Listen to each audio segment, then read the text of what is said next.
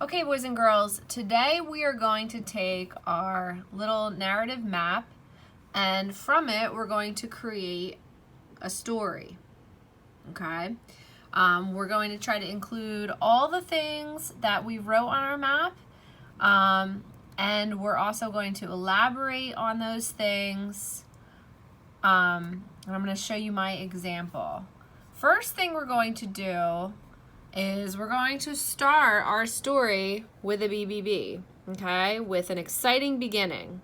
The beginning of my story says, meow hiss was the sound coming from the bedroom upstairs.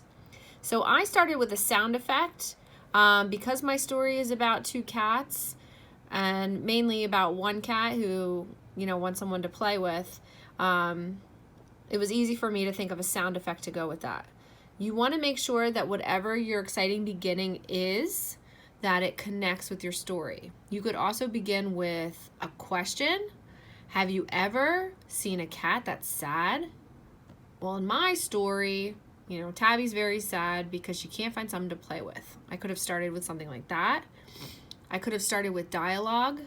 But will you please play with me? Tabby asked Trixie. That could have been another way to start. Or I could have started with an action. Running up the stairs, Tabby bolted in the room, begging Trixie to play with her. Okay, so there's 4 different ways we could start the story, but I wanted to start the story with a sound. Now, when you write the rest of your story, I just want to be clear, you're not listing the main parts of the story.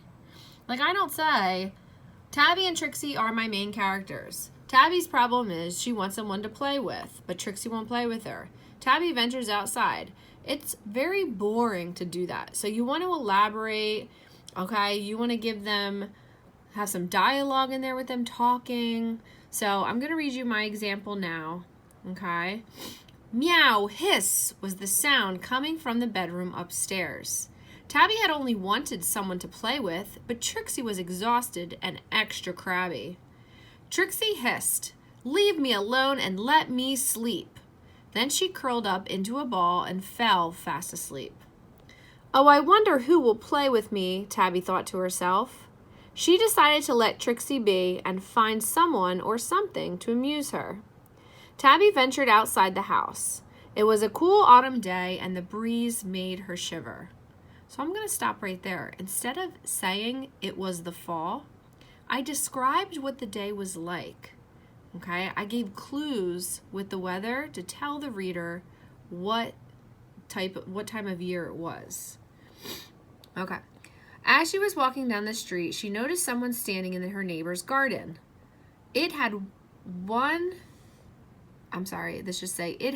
pants. It had on pants, a button shirt, a hat, and it looked like straw was coming out of him. Again, I didn't tell the reader that it was a scarecrow, but I described it. That's strange, she thought, but wandered up to the person and asked it to play. The person did not reply. It just stood there and stared straight forward. How rude, Tabby said out loud. She walked a little further and noticed an alley with a scruffy orange cat sitting next to a trash can. Tabby got excited at the possibility of making a new friend and pounced forward to try to play with the cat. The cat's hair immediately went straight up.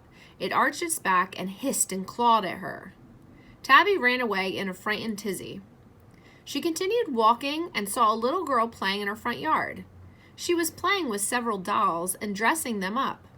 When Tabby asked her to play, the girl excitedly replied with a "Yay!" Tabby thought maybe they'd play with some toy mice or yarn, but the little girl started dressing Tabby up in dresses and hats. Tabby hated this. She wasn't a doll to be dressed up. She started to weep quietly to herself, tears rolling down her furry cheeks.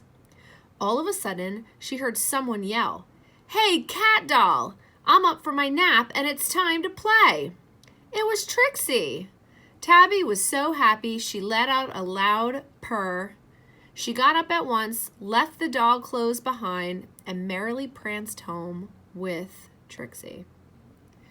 Okay, so once again, I am not simply stating in my story, this is the problem. Then, For each main part of the story that happens, I added detail, okay? When she went to ask the Scarecrow to play with her, instead of the Scarecrow just saying the Scarecrow didn't answer her, I added dialogue. I added Tabby's response, okay? The stray cat, I added what the cat looked like. I added that it was next to a trash can. I added that, you know, I added the reaction of the alley cat when Tabby tried to play with it, and then what Tabby did after that.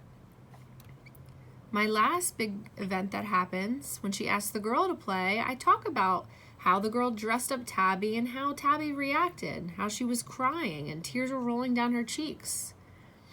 And then in the end, I don't just say, you know, Trixie told Tabby to come home so they could play. I add dialogue for Trixie as well.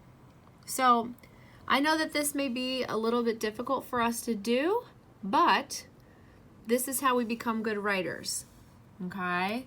We have to try our best and work to get all our ideas down on paper, and the more that we do this, the easier this is going to get. Good luck.